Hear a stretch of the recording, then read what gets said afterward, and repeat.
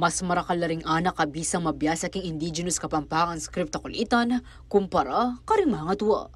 Ining obserbasyon na ning Kapampangan advocate at historia na Mike Pangilinan, ang founder na muna maning Aguman Sinupan Singsing Incorporated. Kaya ako, uling kasi, kaya ti Kapampangan, dahil anak mismo, ilang bisa.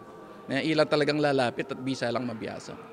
Kaugnyan na nini at ating partina muna maning pamagmasusiking bulan na ning amanong yening Agosto, metong a lecture workshop ing midawn dikil king kasalaysayan at aliwapang kabaluang makapaintungol king amanong sisuan at kulitan. Among kulitan niya, pining sasabihan ng ama na tang sulat o yung matwatang sulat Kapampangan.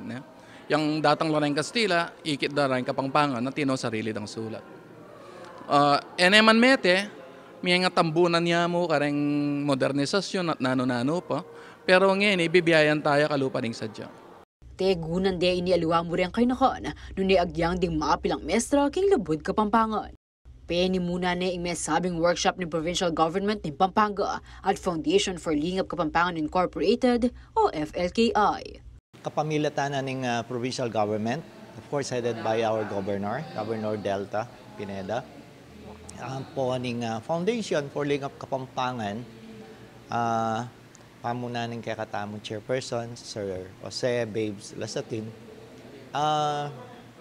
may pag-collaborate la para pag-celebran niya yung bulan ng Amanong Siswan.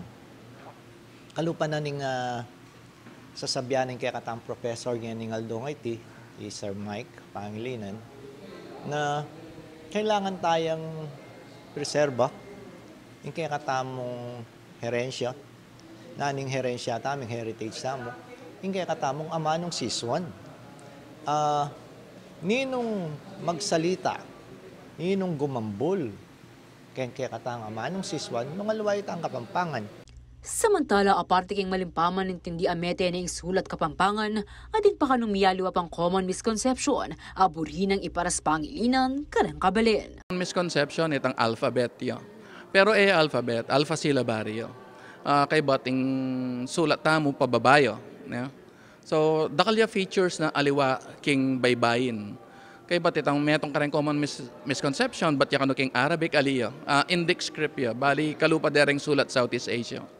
Karing bisang manigaral king amanong siswan at indigenous Kapampangan script, may kakasaya namang aliwapang workshop ing Aguman Sinupan Singsing Incorporated.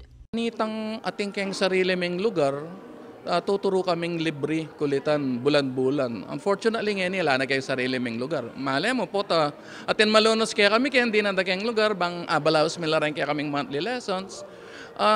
Pera pa ito, tuturo kaya rin miyaliwang lectures tungkol king amanong siswan, king kulturang Kapampangan, king kasalaysayang Kapampangan.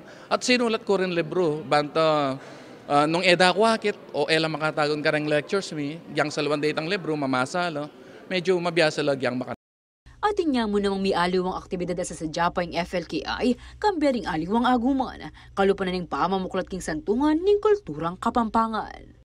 Bukla taning santungan ng kulturang Kapampangan, kaya daratang August 29, kukumbiran da ko ng puy kung manalbe, kaya ning kawarasan, kaya CLTV 36, atin tahan na pong pagmaragol tayo, sarili tamong museum.